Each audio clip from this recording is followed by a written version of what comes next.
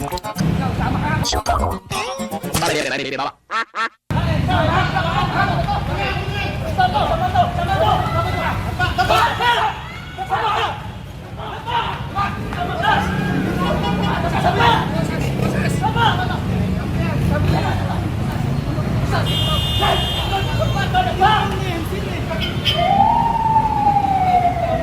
yun na siguro siya, nakadapa na.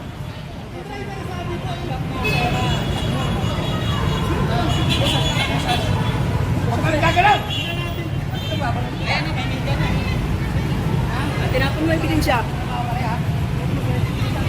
Pero kayo na sir, illegal yung ano po yun, data privacy act yun sir. Tanggalin nyo yung video, naka-uniform kami, data privacy act. Sir, protection nyo rin to, sir. Protection nyo to. Data privacy act yun. Sir, sino pong pinaka-team leader nyo? Diyan ka na, dyan ka pa. Nasa babang lang. Papakalan na muna.